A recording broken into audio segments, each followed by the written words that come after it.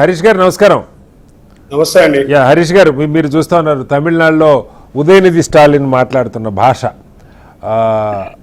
ఒక కావేరీ జలాలకు సంబంధించిన సమస్య మీద జరుగుతున్న సభలో కేడరు త్రిషనామస్మరణ చేయటం, ఈయన ఒక డబుల్ మీనింగ్ డైలాగ్ వచ్చేలాగా మహిళల్ని కించపరిచేలాగా, త్రిషని కించపరిచేలాగా మాట్లాడటం, అంటే ఇదేదో కొత్తగా జరుగుతుంది కాదు. తమిళనాడులో అయినా తెలుగు రాష్ట్రాల్లో అయినా రాజకీయంలో మహిళల్ని కించపరిచేలాగా, ఇందాకే చెప్పాను, వాళ్ళ మేకప్ల గురించి, లేకపోతే వాళ్ళ లిప్స్టిక్ల గురించి, వాళ్ళ డ్రెస్ కోడ్ గురించి, వీటి గురించి కొంచెం అసభ్యంగా మాట్లాడటం పెరుగుతుంది.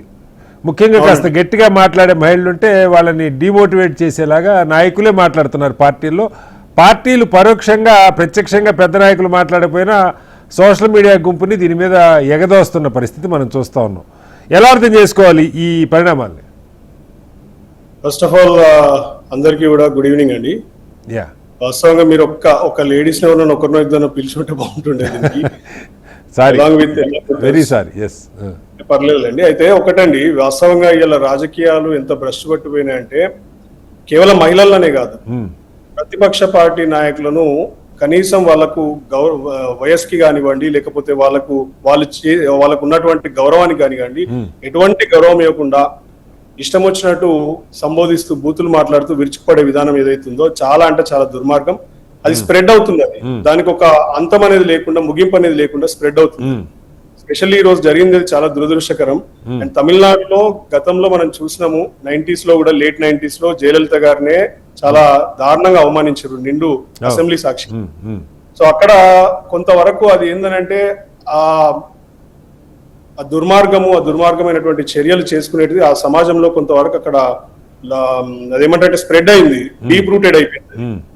సో కాబట్టి అలా వాళ్ళ గవర్నమెంట్ కూడా దాదాపు 6-7 సెక్షన్ల మీద అతను అరెస్ట్ చేయడము, అదంతా కూడా మంచి చర్యనే. కాకపోతే ఏంటంటే ఇక్కడ తెలుగు రాష్ట్రాల్లో కూడా ఇది మితిమీరిపోయింది.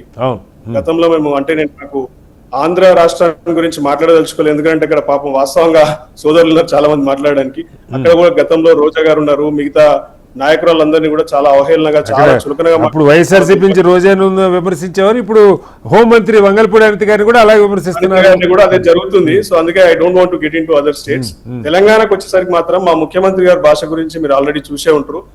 పదే అనేకమైనటువంటి వేదికల మీద మేము చెప్పినాము, ఆ కనుగుడ్లు తీసి గోటీలు ఆడుకుంటాము, పేగులు తీసి మెడలు వేసుకుంటాము, లాగులో తొండలు జోరిస్తాం అనే భాష ఏ రాజకీయ నాయకుడు కూడా బహుశా ఇండియన్ హిస్టరీలో ఇంతవరకు మాట్లాడలేదు. దీన్ని ఏమన్నా మేము మాట్లాడితే కేసీఆర్ గారు మాట్లాడలేదు. కేసీఆర్ గారు మాట్లాడింది కొంతవరకు ఉద్యమ భావజాలంతో పని చేయలేనటువంటి రాజకీయ నాయకులు, చవటలు, సన్నాసులు, దద్దమ్మలని 3 వర్డ్లు చాలా రిపీటెడ్ గా మాట్లాడారు. అదేం పెద్ద బూతులు కాదు, మన తెలుగు గ్రాంధిక భాషలు కానీ తెలుగు వాడుక భాషలు కూడా పెద్ద బూతులు కూడా కాదు. కానీ ఈ ముఖ్యమంత్రి వచ్చినాక ఆ భాష ఇంకా నెక్స్ట్ లెవెల్ కి తీసుకెళ్ళిండు. అంటే ప్రైమ్ డిబేట్స్ లో కూడా మనం మాట్లాడుకోలేనటువంటి భాష అది. పోలీస్ వాళ్ళని, జర్నలిస్టులని అందరినీ కూడా బట్టలు గుడ్డలు కూడా తీసుకొడతా ఈ భాష అనేది సర్వసాధారణం అయిపోయింది. ఖచ్చితంగా మీరు ఏదైతే హెచ్ఎంటీ వారి చొరవ తీసుకొని ఈ డిబేట్ పెట్టిరో చాలా మంచి పరిణామం ఇది. రానున్న రోజుల్లో కూడా ఈ రాజకీయ నాయకులు వాడే భాష మీద ఖచ్చితంగా ఒక ముగింపు అనేది ఉండాలి, దానికి ఒక స్టాండర్డ్స్ అనేది సెట్ చేయాలి. సభ్య సమాజం కూడా తల ఎత్తుకునేలాగా మాట్లాడాలని చెప్పేసి మీరు కూడా ఒక పిలుపునివ్వండి మీ హెచ్ఎంటీ. తప్పకుండా.